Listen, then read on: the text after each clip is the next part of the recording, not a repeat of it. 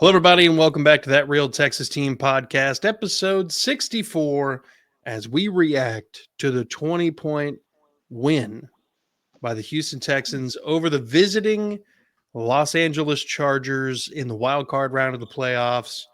Let me guess, nobody had that on their bingo card, per se? I think I might have.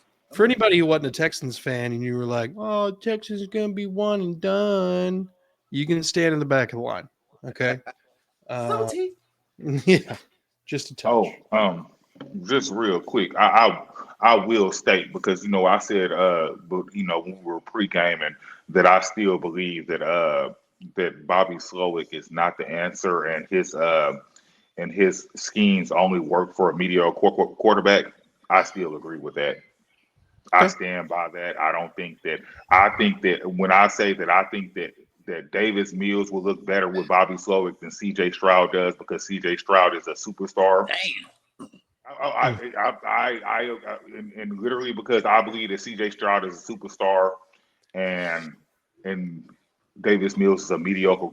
I like Davis Mills. He's an okay quarterback, but I think he would thrive better in that type of system. I think if Davis Mills went to like the quarterback whisperer, Kevin O'Connell, with Kyle, I think he would be Brock Purdy-esque.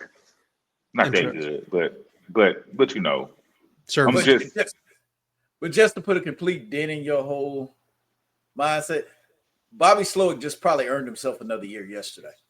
I hope he did not. No, I think if he has a similar showing against the Kansas City Chiefs, that's a guarantee he's earned it. Yeah. Yeah, our only saving grace would be as if somebody throws a head coaching position at him. Yeah. Which is what would happen if we beat the Chiefs. Jets. That's what's going to happen if we beat the Chiefs, though. That's what's going to happen when we beat the Chiefs. Let me rephrase what I was saying. I like the energy. Let's before we get into a whole lot about the game, the predictions here. Mike said 24-21. Chris 21-20. Both of them Houston. I chose Houston 27-17. You were obviously the closest. It still wasn't close enough. Not close enough. That's crazy. But none of us mind missing on that. None of us mind missing. Yeah. Yes, sir. I'm busy right now. DeMar Hamlin interception, baby. I'm sorry, I'll be rooting for DeMar Hamlin. That dude literally died on the field. I'll be rooting for him. I know he ain't on. He's an actual ghost. I mean, it makes sense. Yeah, I'll be rooting for DeMar Hamlin because, he be doing. Hey, I'm sorry, y'all. But if you crazy on that. Speaking of DeMar Hamlin, before he died on the field, he wasn't even a part of their defense. He was special teams only.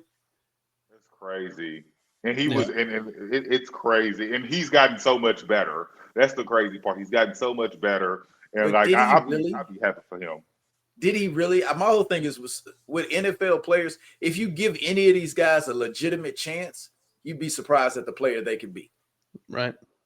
And he didn't. Before we get into the fun parts about this game, let's just go ahead and debunk some things that some internet trolls and some people who are a little salty haters are throwing some shade back on Aziz Al-Shaair. Let me do a different one here. Hold it. There we go. So this is the Al-Shaair punching Lad McConkey clip.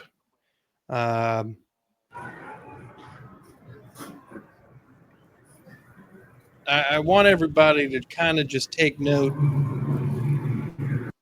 of a couple things here. Mainly, where's he aiming? The red glove at the top. Where is he tracking? Aiming for the football. It's even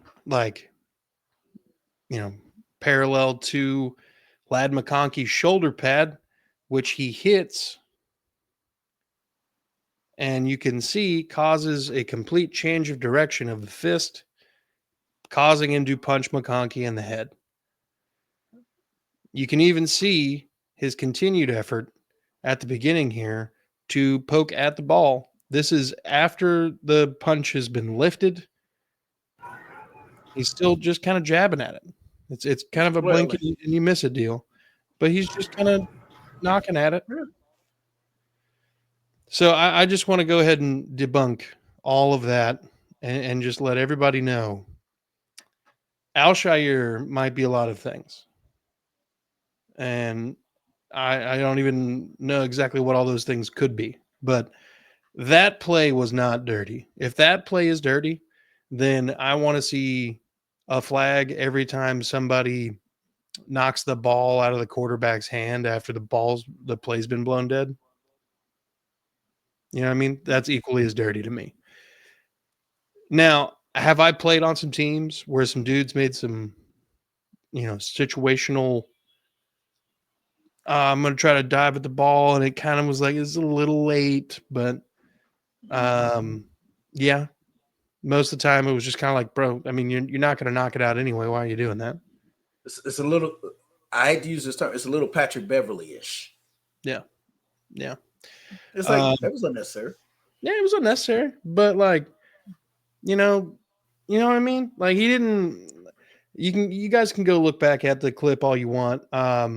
The main point I bring up is if you look at the way the hand kind of like bounces off his shoulder pad, and then the way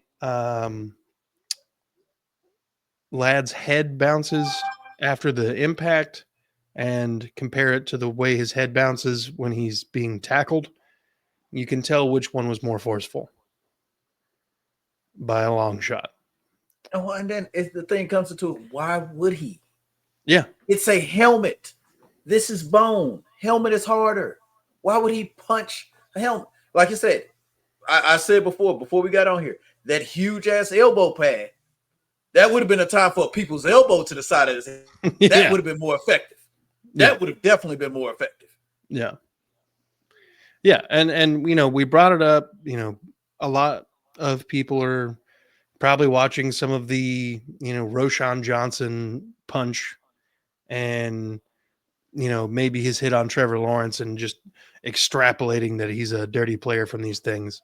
The Roshan Johnson, yeah, I'll give you that one. At the time when that happened, anger. It was anger. It's anger. It's still like, even when it happened, I was like, that's uncalled for.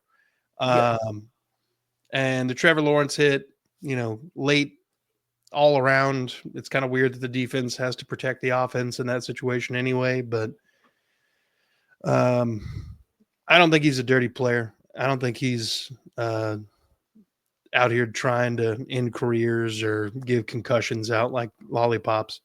His name is not Jimmy Ward. So Vontae Burset. Yeah. Vontae, perfect. Let's get back into the game here. 32-12 victory in Houston, in front of the home fans, in front of Mike. Mike, how was it to be in the stadium? I joked about it. I have never seen that many goddamn Chargers fans in my life. And I've been to San Diego. Yeah. You seen the Transformers? Yeah. That shit was hilarious, but it was so good to watch them. They talk shit all the way through the fourth quarter. My wife almost got me in a fight.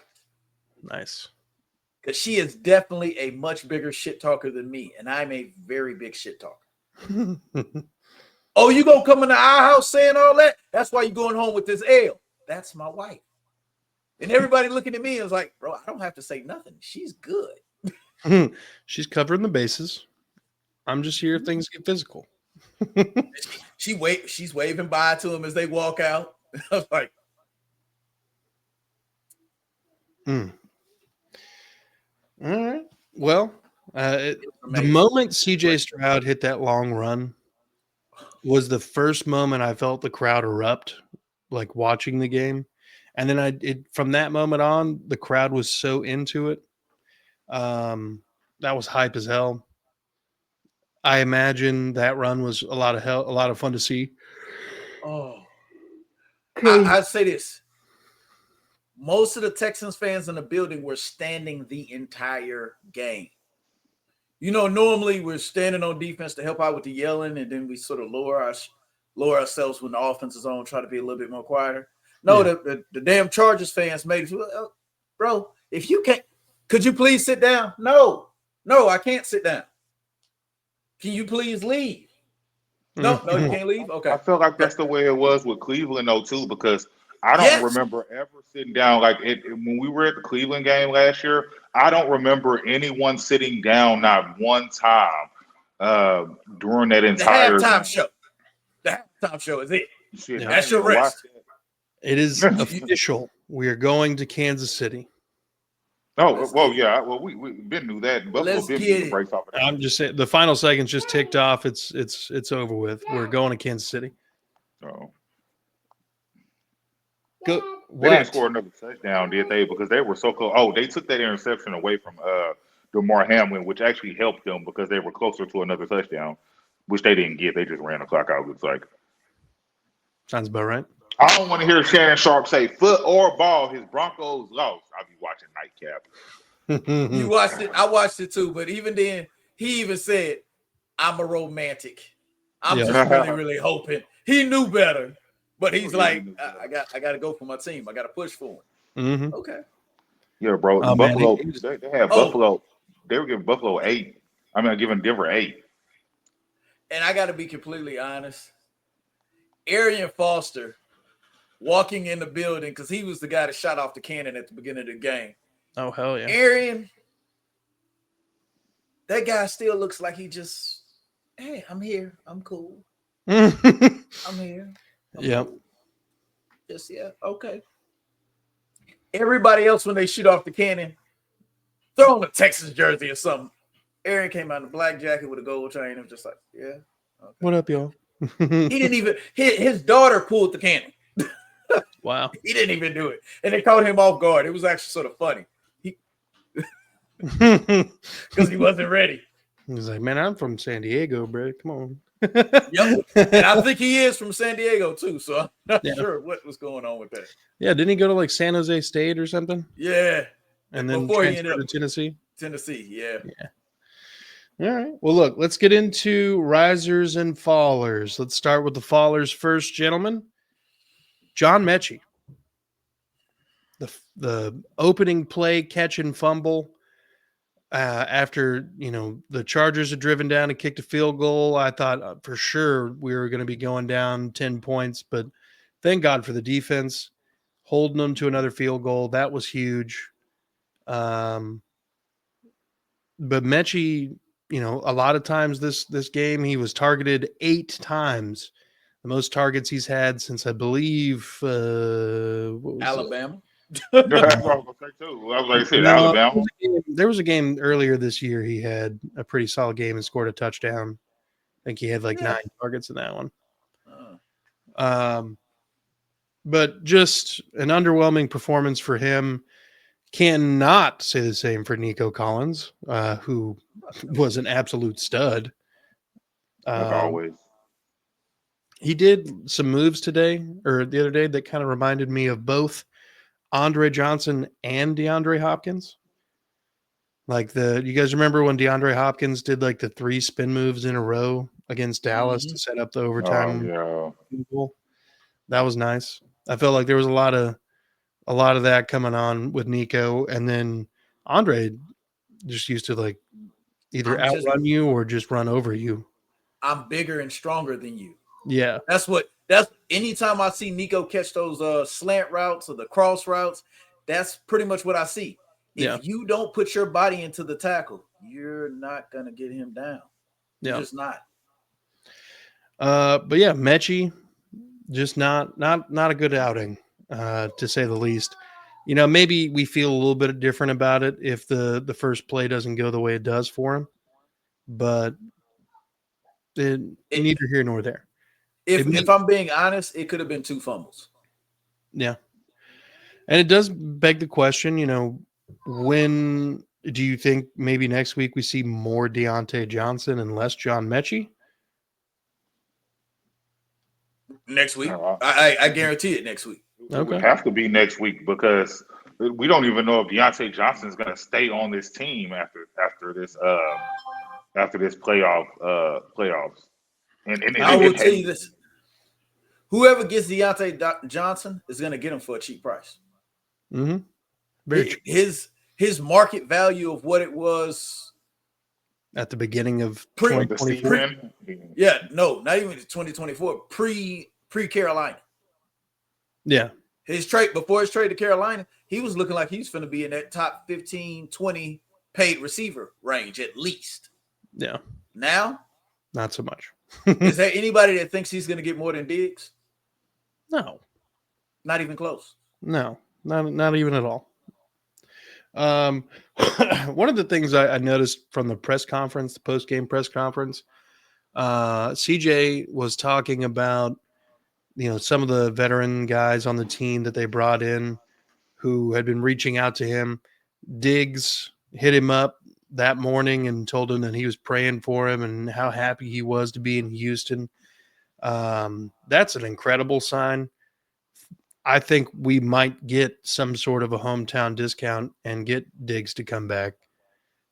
We shall see, but I think that they've built a pretty good relationship. I'd like to see that keep going next year. If nothing else, Casario's known for doing a prove-it deal. Yeah.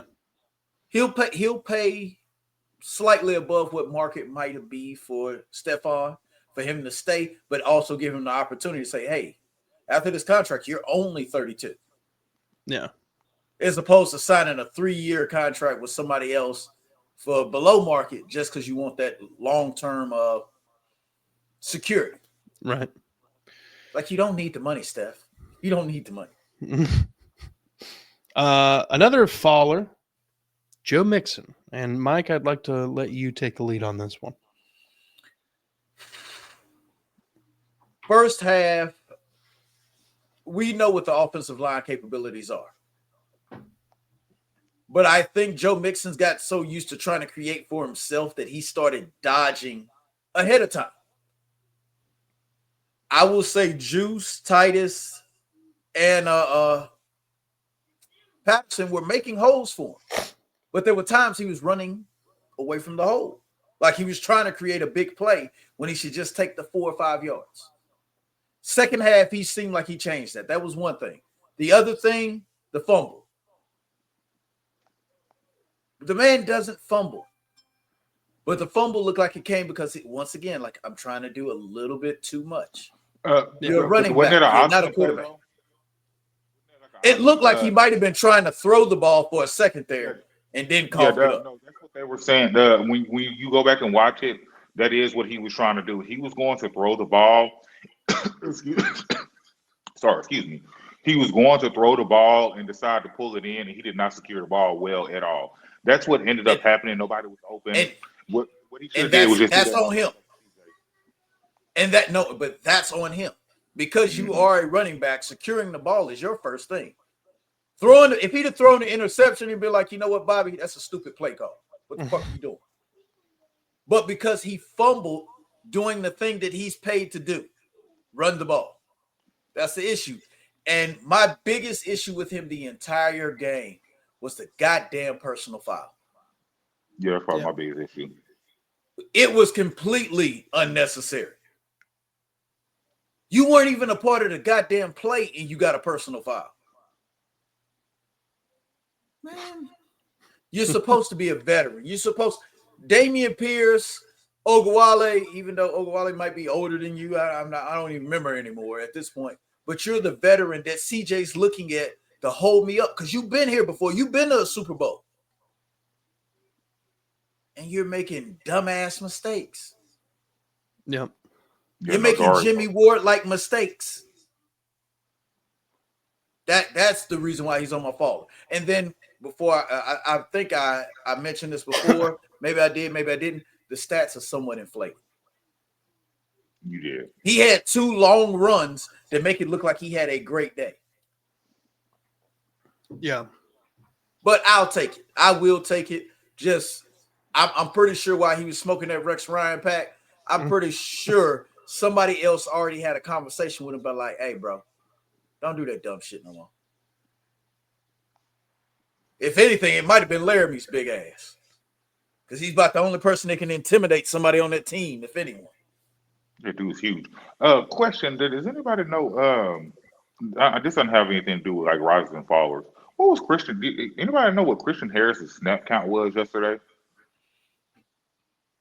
It was pretty decent. But I saw a lot of 3 linebacker sets. I know his snap count probably was less than Henry T's, because Henry T was all over the goddamn field.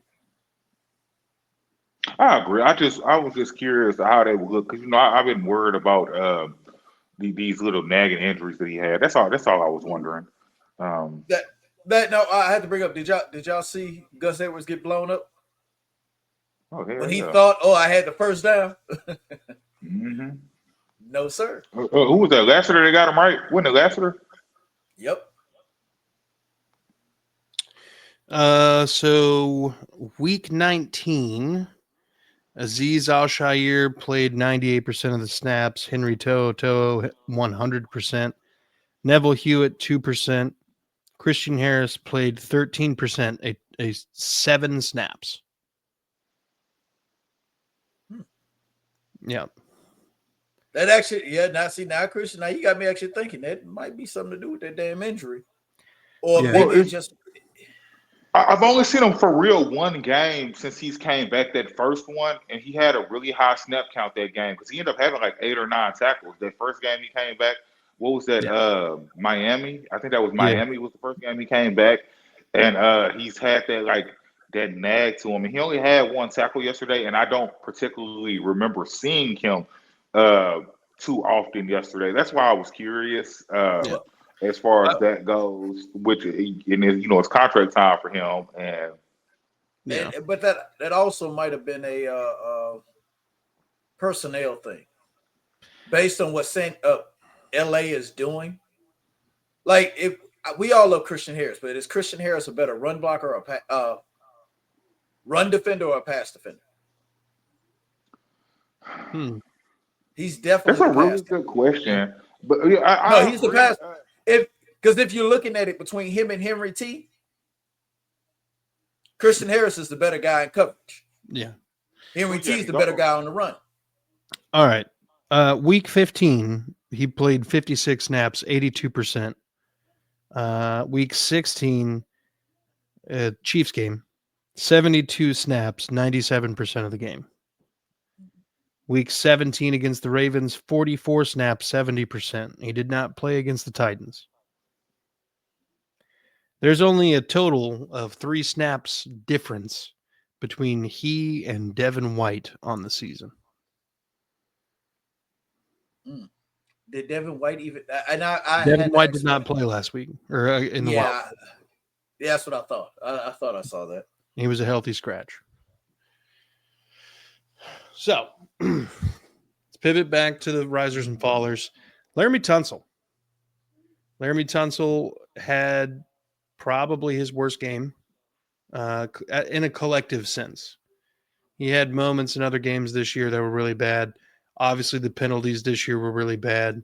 There were at least a couple times I saw that he probably could have gotten a false start, but they were just like, fuck it, tired of throwing flags. They were letting a lot of that slide because I was seeing on both sides of the ball, it looked like people were jumping off extremely early, like not slightly, extremely early. So, but whatever. I don't care. If you ain't gonna call it on either one, I'm cool with it. Right, bro. It's called a directive from the NFL. Do not let the referees dominate this game, regardless of what they're doing. If it can be slid under the table, slide it under the table and don't worry about it. Yeah. Because we all know if there had been a bunch of laundry all over the field for this game would still be going on. Yep. Mm-hmm. And I will say this, it sounded crazy. The first half, LA had 1 penalty. The entire first half. And most of the third. Into the third quarter. They didn't get their second penalty like 3 minutes left to go in the third quarter. They played a clean game. And got like 40 yards worth of penalties. We was on second down for like we had like 4 or 5 second downs in a row. Ended up damn near at the 50 or some shit. Oh no, bro. It says 2nd and 40. That was Yeah. a real number. Oh yeah, he did get a second and 40. Yeah. 2nd and 40. That was after the pick and the that was called back or Personal overturned, foul. I guess, and the personal foul. Yeah. Okay, so hold on. I think that might have been. So was that not when the triple penalty happened? Whenever Mixon ran up to like the 5-yard line, they called it back. Or was that a holding penalty? That penalty was on Titus. I think that was holding, and that was It was Titus. holding. It was on Titus. Yeah. And that's because that's what it was. At first, it was 2nd and 30. Then they got the holding, made it 2nd and 40. No, And the holding was on Blake Fisher, though, I think. no. So the 2nd and 40 was a result of the. Well, I think we had a false start on first down, and then threw That's the what it ball, was. incomplete pass, and then they backed us up to the 40 or to 2nd and 40, and then they had a false or the defense had an offsides penalty, getting us to 2nd and 35. And then I think we got pretty close to converting, if I'm not mistaken. We got down to like 4th and 6 or 8, 4th and 8, something like that. Because wasn't that the one? Was that the one? Dalton Schultz. Yeah. So I mean, like we got pretty close to converting on that one. Ended up setting up a field goal. But God damn it, Kaimi, thank you. Yeah, I know that guy, fucking the truth. Mm-hmm. All right, let's get on to the positive notes now. CJ and his legs, dude. That long 30-yard run or whatever it was, I don't think I've ever seen him move that fast. I don't either. I don't care what anybody says. I have not seen him any other time. You know how like Mahomes has that. Mahomes looks like he's running really slow, but he's running by everybody. Okay, so like CJ, when CJ runs, CJ looks like he's running slow and he ain't running past nobody. Yesterday, CJ looked like he was a track star. He did. He hit the stride on people, dude. He was zooming. Coleridge Bernard Stroud II made a decision to run. I actually think it's because he sat up there and watched that Tennessee game and watched Davis Mills, who we all know is not considered a top-level athlete, what his running did then. He's like, well, shit. If Davis can run with these shattered, both of his knees are trash, and he still made positive yards, he probably said, well, shit, if ain't nobody open, you telling me I don't have to throw it? I can just run instead? CJ, in the press conference after the game, said that the drive before the long run, he was on the sidelines afterward, and he was looking at the pictures on the Microsoft Surface tablet, and he's like, damn, look at that alleyway. If they give me that look again, I'm gonna take it down and run with it. And then he ended up doing it. Yeah, we got to teach that man how to slide because he's terrifying me, man. Yeah, for real. I think the thing about it was to try to get the extra yards, even though it doesn't matter when you're giving your body up, they mark you down right there, and I don't think he realizes that. No, I know he realizes that. No, but if you watch him slide, he drops to his knees before anything. I'm like, bro, you're gonna hurt yourself. You're not praying right now, buddy. It's not the kind of praying you need anyway. Next riser, because it seems like he's always popping up when we need him the most. Xavier Hutchinson. Just never giving up on that play. CJ drops the ball because of a weird snap. It kind of like power dribbles back into his hands. And then he just hums it 34 yards down the field. And Hutch is down there by himself. Oh, and I knew that was going to be a catch. Like we couldn't see it. You know, we got to wait for the camera to move, but I knew it was going to be a catch because it was a broken play. So the defense, the defensive backs, they're like, oh yeah, ain't no way he getting this anywhere. And I already knew it. CJ does that all the time. They got lax, and respect Hutch like they should. He don't get that too much separation half the time either. But he's a big, strong guy like Nico, and obviously he's not Nico. But I just. Bro, I was happy about that, especially for him to get the catch of anybody. Like, of course, it'd have been great to see Nico get it, but it was great to see Hutch get it. Yeah, bro. If that would have been Mechie, he'd have dropped it. I agree. That's just my personal opinion.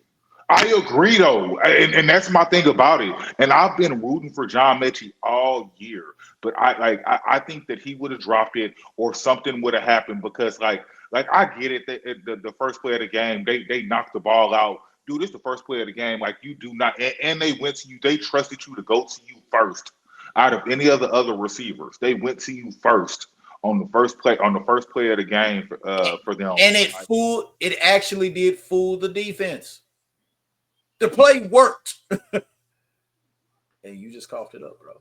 Yeah. Yeah, and it makes me. They didn't even punch the ball out. He literally dropped the ball. Yeah, it looked like he just hit his arm and it's just the ball fell out. And that kind of really bothers me, especially the way I see now. I'm not Dalton Schultz's biggest fan, but Dalton Schultz when he catches that ball, he hugs it. He hugs it because he knows they're trying to Nico. They hug the ball like and by the way, shout out K Stover. I like how he was featured. He caught all 4 of his passes that he was targeted. Shout out to him. I know he only had 28 yards, but he caught all 4 of his passes he was thrown. Bro, it's 28 yards. Well, I will tell you in the building, you remember the jump ball that he threw to Dalton Schultz? There was so many people around me. Why didn't Dalton Schultz jump? And I was like, bro, he can't. He's white. He can't jump. I wasn't trying to say it, but is it because he's white? I was like, maybe. Now I will say that I surprisingly have a pretty good vertical, so there's no reason that he shouldn't have a pretty good vertical. Okay. Like looking at me, you're gonna be like, "There's no way this guy can jump," and then we play a game, and you're like, "What?" It happens, but the thing is, that's Dalton Schultz. Yeah, he's never been the guy to leave his feet and do anything successful. That's why I can't believe he's not a better run blocker. Yeah, I feel like he doesn't try hard enough. I don't know. Dalton Schultz be acting like. He be acting like he's too good for his own good or something. I don't know what it is about him. He's just not good at it. He's just really not good at it. No, he's a middle of the road tight end. This is just what he is. Next riser. This is a different component of CJ than we've complimented already. CJ's composure. Now, at many different times this season, that the play we just talked about where he finds Hutch down the field for 34 yards, the snap is botched and he's rolling out almost immediately. This season, it kind of felt like that would have been a death sentence for a play, maybe even the whole drive, depending on how big of the tackle in the backfield would be. But CJ remained calm, kept his eyes downfield, and found Hutch for a massive off-script play. Wide open. I don't know where this CJ has been. I'm hoping that they just, had him on ice until they needed him or something. But hopefully he travels. Cool. For the first time. Cold. It's gonna be cold. Bro, he went to Ohio State. Cold shouldn't be an issue. It shouldn't be an issue, but he's been playing in Houston for the past 2 years. Your body adapts. Yep. We're going to need every bit of CJ's legs, his composure. We're going to need 2023 CJ, basically, when it comes to throwing the ball next week. But this week, phenomenal job, sir. Do you guys have anything you want to add on that one before I go to the next? Well, he shut a lot of people up.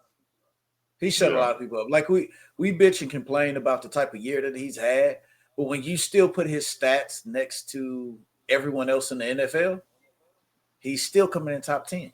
even with the numbers looking like he was struggling all year long. And my thing about CJ also, I don't. It's not I always think the reason, and all year I've been saying is the reason CJ looked bad to me was just because he was seeing ghosts. They were basically Derek Carr his ass. I don't. That's what I think. I think all of those interceptions he threw this year were very uncharacteristics. The one he threw yesterday was bad. That was terrible. Whatever. But that was a terrible interception. He was trying to throw it out of bounds. Oh yeah, I know, but it was terrible. It just didn't. Officially, it's labeled as a target to Mechie. But Mechie was like 10 yards away from that. Correct, because Mechie ran the wrong route. Okay, so like I can Mechie see that. won that smaller category. But was it a choice route? Was it a choice route? Because the way it looked I don't know. It probably could have been. Guys, this is a Kyle Shanahan offense. There are no choice routes. Well, it's the Slowick offense, and it's the playoff offense, and you're trying to show new stuff. Maybe, but damn you, Mechie. Yeah. Okay. Next, this is the only player on defense that I'm going to single out, and his name doesn't light up the stat sheet, but his presence on the field was so needed and missed and felt almost immediately in this game. Foley Fatukasi. Yes. The big man made every Texans fan be like, all right, this is why we missed him. Okay. He just ate blocks. He threw people around, and that worked like really well. The thing is, it's like, yes, he didn't make the tackle, but he forced them to run a different direction. Every time. Because he was in the way. He's commanding 2 blocks on most plays. And when you got 5 offensive linemen and then the other 3 down like edge rushers or interior defensive linemen are Danico Autry, Will Anderson Jr., and Daniil Hunter, you're going to get home. Damn. Yeah, you're going to get home. That's what Foley's job is. Eat those blocks. And he did one hell of a job of that. I think it's a big reason we were able to stop the hard ball running game. Like, because that's what he wants to do. He wants to run the ball down everybody's throat and play bully ball. We have the bigger bully. The bigger bully, and the fact that Azeez is standing right behind him. Yeah. Azeez is targeting. He's like, yeah, no. When the lineman can't get to your second level, it makes everything for your defense easier. Yep. There's no combo blocks. Damn Skippy. Final riser, the entire defense playing like a lights out performance. You have the one Ladd McConkey touchdown that gets away from him for whatever. Wonky. That was wonky. And then the special teams turns around and answers on the extra point. It literally, it's like that touchdown. I understood. I understood that touchdown basically did not matter with that special teams. That special teams block. Man, you know what? Hold on. Can I single somebody else? Can I single somebody out? I know he on special teams, but I want to single him out. Can I give Ross some love because he is doo-doo, but he was great yesterday. Yeah. Dude, one of my favorite plays. So the extra point block, the ball's like just caroms up into the air. And the kicker, Cameron Dicker, is like, I'm going to catch this and I'm going to go down. And I think Neville Hewitt is just like, this dude ain't. Nah, bro. And it looked like he just batted it down. That's what I thought. It looked like he just tried to bat it down. Damn, dummy. But that's not even why I was wanted to. I know he ran that back for the touchdown. I'm talking about at the beginning of the game when he blocked that punt. I understand it didn't really do much for us, but just for him to get there, I know it was set up that way. But man, hey, our special teams coach be coaching his butt off. Frank Ross, dude. Frank Ross for the win. Oh, and Man, with let's all give that being Ross said, and like Ross some love. Ross and Ross some love. Neville Hewitt, I think he also took that opportunity to say, I never get to hit the kicker. Yeah. Because he blew his ass up. Oh my God, dude. He bodied that man. Like it was bad. I Y'all thought they were going to call a roughing the kicker call on him. But he can't. He's a receiver now.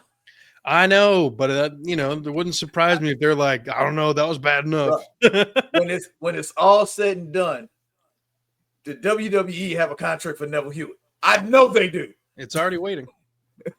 God. Triple H is just sitting there with a pen in his hand, just like, come on. It's okay. Come make money. But yeah, no, the whole defense, 4 sacks, 5 total turnovers, 1 forced fumble, 4 interceptions of Justin Herbert, who had 3 on the entire year. I told you, whenever they talk that shit about quarterback doesn't throw interceptions, he doesn't throw interceptions, he doesn't throw interception, then he comes to Houston. Yep. Oh, shit. Yeah, that pass rush is what's going to cause you to throw interceptions because, man, we top 2 number 1 duo from the edge rushers, and man, it was great. But you have cornerbacks and I want to say safeties, but definitely cornerbacks that don't drop interceptions. Kalen Bullock has dropped about 4 interceptions this year, and he still has like 4 or 5 for the year. Yeah, it's true. But Kamari Lassiter,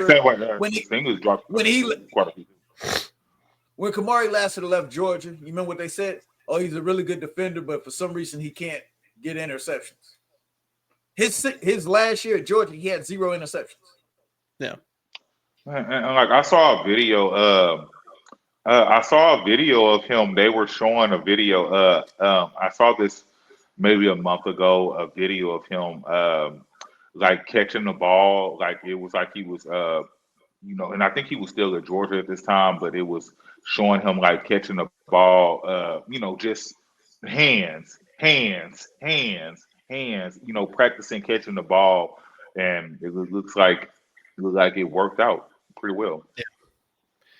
I think it's working out for the whole defense. I think they're all probably taking the same stickum supplement or something, and it's just making all their hands soft, like a baby's bottom or something. And that ball's just coming in there and just, you know what I mean, just stuck. Like like when you're like in bed with your wife, and then you're like you're just laying there trying to sleep, and you get sweaty, and you're like, you gotta like peel your skin off of each other. Yeah, like, that. How did that? Yes, yeah. I know. Like, I swear, that's a different analogy to what I would have thought, but you're right. Body heat's only good for like 10 minutes, and then after that, it sucks. Don't go. Oh man. I would say while at the game, I said one other thing. I was like, okay, I think Derek Stingley could have done exactly the same damn thing as what Travis Hunter did at Colorado. Yeah. Watching him catch the ball. Like that last interception, bro, if that ain't a receiver catching the ball, I don't know what it is. The man. Oh, the one when he was trailing McCollum. I know. Yeah. And he's been catching them like that all year. There has not been one interception that has beat up Stingley and he accidentally caught it. It's true. Little factoids here, y'all, before we get into the statistical breakdown of the game. Now, with Jordan Love, Jared Goff, Josh Allen, and Justin Herbert, all J names, I'm just realizing. Holy shit. And then you have Lamar Jackson. So I guess not exactly the same. Anyway, Jackson. With just those 4 quarterbacks, when we played them this season, there was a total of 7 touchdowns scored, 11 interceptions thrown, and a passer rating of 63.12 between those 4 players. This defense has been playing lights out all damn year, and it's not been against all the scrub teams in the AFC South. Honestly, some of the AFC South games are some of our worst games.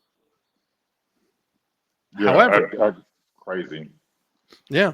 However, we show up against Josh Allen. We show up against Jared Goff. We don't win against Jordan Love, Goff, but we beat Herbert and we beat Josh Allen.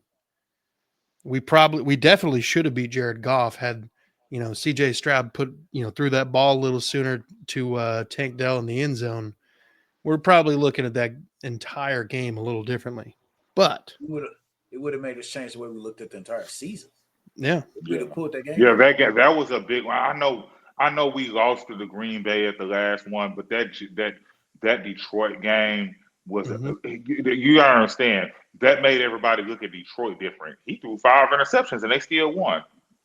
Yep. It made them look at Detroit different, and like that was a bad one because we were the better team for most of that game, and then whatever, especially on defense. That's the only place we're getting respect at is the defense. We're still not getting the respect the offense needs to get, but it's hard to give for people to respect us when honestly I think yesterday was our best offensive performance. I know there were turnovers, but we haven't had any for real good offensive performances. You have your first half, couple of touchdowns, and then nothing. I felt like we had a full offensive game. I know the first quarter wasn't great, but we had a full offensive game yesterday. In my opinion, it looked decent. The line looked okay. The line still doo-doo, Yeah. But it looked okay. Because I'm not going to sit here and act like it was great, but CJ had time. And then, like you say, those holes opened up for CJ because you got edge rushers. And it's crazy that these had these big old holes with these big old linemen that are right there in front of our the defensive linemen that are in front of our linemen. But whatever. I don't know where these big old holes were coming from, but whatever. You can continue. I was just running my mouth. You good. CJ finishes the game 22 of 33, 282, 1 touchdown, 1 pick, 42 yards rushing. Joe Mixon finishes 25 carries, 106, 1 touchdown, and a fumble. Nico Collins, 7 receptions, 122 and a touchdown. The rest of the offense was kind of quiet, it felt, but just an efficient day. I was going to say, while you were talking about the way that the offense played, for the first 28 minutes of the game, the offense did basically nothing. Just nothing. And then the Texans drive, they have that long run from CJ and they get the touchdown drive. And then they turn around and get the ball back inside 2 minutes and kick the field goal to go up 10-6 at halftime. From the moment CJ Stroud ran that long run, the offense started to click and everything looked really, really good. That has to continue, and it has to happen earlier. We cannot spot the Kansas City Chiefs 2 possessions in the first quarter. They're going to kill us. So, got to clean that up. But if we can get that offense humming early, we might have a shot here. Defensively, Eric Murray, pick 6, 1 pass deflection. I think he led the team in tackles for the game. Again. Derek Stingley, 2 interceptions. Led the team in interceptions, led the team in pass breakups with 5 and a forced fumble. Kamari Laster, 1 interception, 2 pass deflections. Will Anderson Jr., 1.5 sacks. Mario Edwards Jr., 1.5 sacks. 1 sack for Danico Autry. And there were a couple hits on Justin Herbert that Autry just fucking leveled that man. Like, I respect the hell out of Danico Autry for doing that. Yeah, it's a couple plays. Also, Will Anderson hit up with it. Mm-hmm. Go ahead. There's a couple of different plays where I saw Danico Autry bulldoze the lineman. The lineman sitting on his ass doing this, and then I see Herbert sitting on his ass doing this. I was like, "Yeah, they finna make him piss in the cup again." Get the fuck! Oh my god! I'm sorry, y'all. I just turned this Green Bay game on. Why this dude just fumbled on the kickoff? Are they playing? Yeah, they did. They were the He next game. fumbled on the kickoff. 3:30. I just 3:30. Are the Bronco or the Buccaneers not playing right now? no. Apparently. Oh, apparently this is a replay. game. I'm stupid. I'm watching the replay on NFL Network over here. Like, damn, I didn't realize they were doing this. Oh my god, he got the shit hit out of him too, though. Yeah, but he did fumble the ball though. Look like they got it back. Look like Green Bay got it back, but he did fumble that ball. Oh my god, that's crazy. But I just got so thrown off because I could not believe that man fumbled the ball. So this is playoff football. This is playoff football, man. Everybody fumbling. What channel's the game on? Fox. It's on Fox.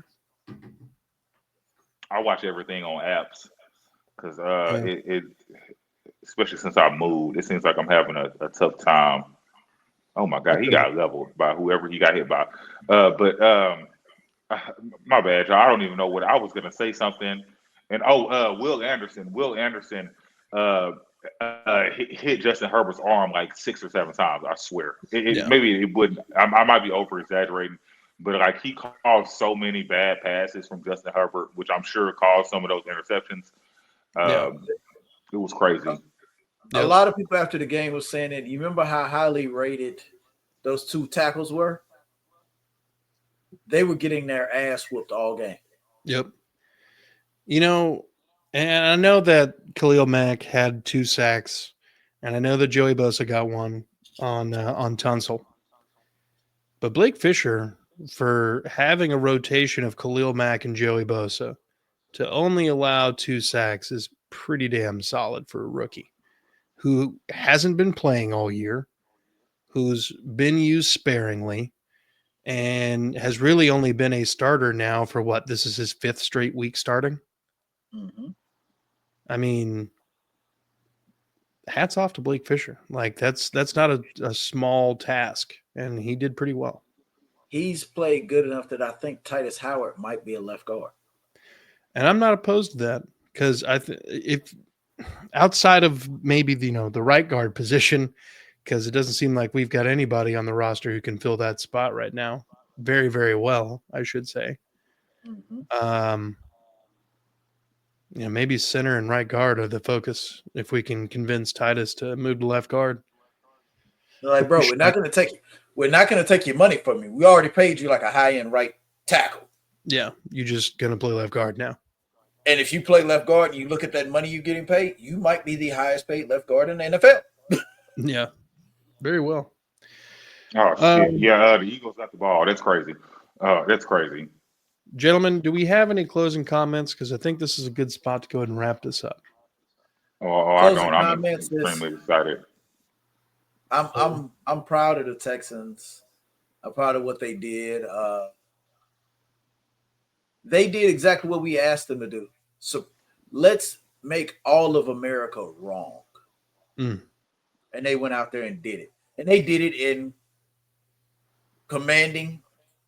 Like I said, Curtis, you're in a lot of the same groups I'm in. Why the hell do people keep saying the Texans got lucky? I'm like, bro, we stomped them. 20 points. And the thing is that 30. He froze again. It could have been worse.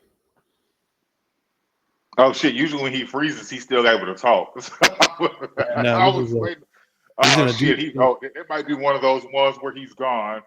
Oh shit, man! I'm just. I guess I'll go because he might not be back.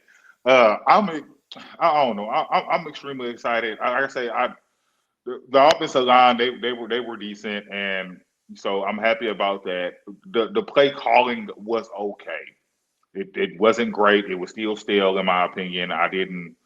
There wasn't anything special. The only thing that I liked is that they relied a little more on CJ than they did the run, which I have no problem with them wanting to use the run.